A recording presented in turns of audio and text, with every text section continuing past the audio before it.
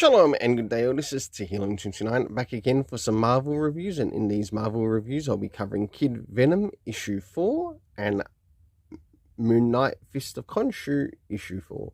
I'll now get things ready and organised for the first one that I'll be covering.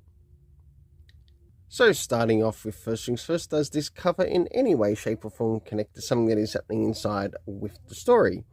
Sure enough it does, to which I give it a 7 out of 10. Now it's time to move into the area of the internal art as we have a look around the internal art around the beginning, middle, and of course the end, and also what is happening story-wise with the characters.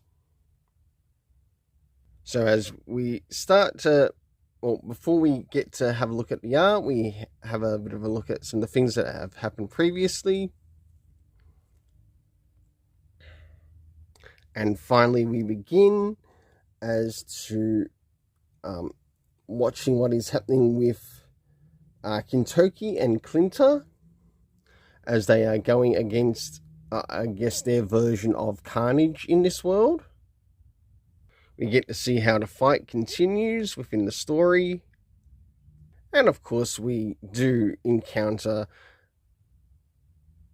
Kid Venom's version of Carnage. And last but not least, towards the end of the story, to which we end up having Kintoki catching up with the character of Spider-Girl. And this looks like it might be May Parker Spider-Girl, if I were to guess. As we learn it's from a different Earth. So for the internal art, I give it a 7.5 out of 10, as I really quite enjoyed the art in relation to this story, and I'm looking forward to getting the trade to this story. Next is the area of the story itself and its rating. So this is broken down into categories. First is the area of time. So we learn what time or even time period this is taking place, for example, and we learn that it's taking place in 977 AD. Next is the area of locations, to which we learn is happening in Japan, in Kyoto, and a little bit later on we do get to see New York City and Earth 992.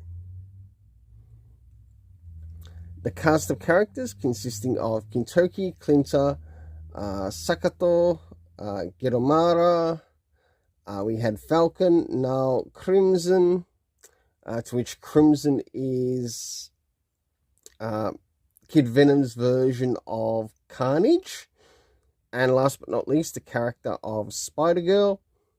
For the overall story rating, I give it a 7 out of 10. Now it's time to move in relation to Jed MacKay's MoonKnight Fist of Khonshu. So as we start to move into MoonKnight Fist of Khonshu, does this cover in any way, shape or form connect to anything that is happening inside of the story? In some essence it sort of does, but my overall rating is a 6 out of 10. Next is the area of the internal art as we have a look around the beginning, middle, and of course the end, and also what is happening story-wise with the characters. Of course, we get a bit of a heads up of what some of the things that have happened previously in previous issues.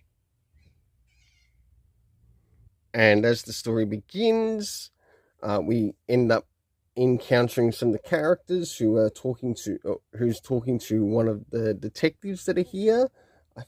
What is it? I think it's Detective Fraser or something like that. As the story continues, we get to see what's happening more with the character of Mark Spector, MoonKnight. And last but not least, towards the end, I must admit, for the art in this issue, I really didn't enjoy it that much compared to some of the previous issues. So I gave it a rating of 5.5 out of 10. Next is the area of the story. So considering what Jed MacKay's been working on, what are some of the things which the story rating will be rated on? First will be references, because he has worked on the MoonKnight series before this. time, location, and cast. So for the references, we got MoonKnight issue 12 plus 15 from when he was working on that main run. If anything, this should just be the MoonKnight run, and perhaps the arc should just be called Fist of Khonshu. Makes more bloody sense, and at least then you'd be able to keep the additional issue numbers going with the story. Next is the area of time. Do we learn what time that some of this stuff's taking place? No, we don't. Not even through the night or the midnight mission. Next is the location, midnight mission in New York City, the main place, and of course the cast of characters consisting of MoonKnight, Hunter's Moon, Tigra, Reese, Soldier, 8-Ball, Achilles Fairchild, Detective Frazier, Carver, and last but not least, we did have the mention of Ant-Man, Hank Pym. For the overall story rating, I give it a 6 out of 10. Until then, let's keep it colourful and have yourself an awesome day.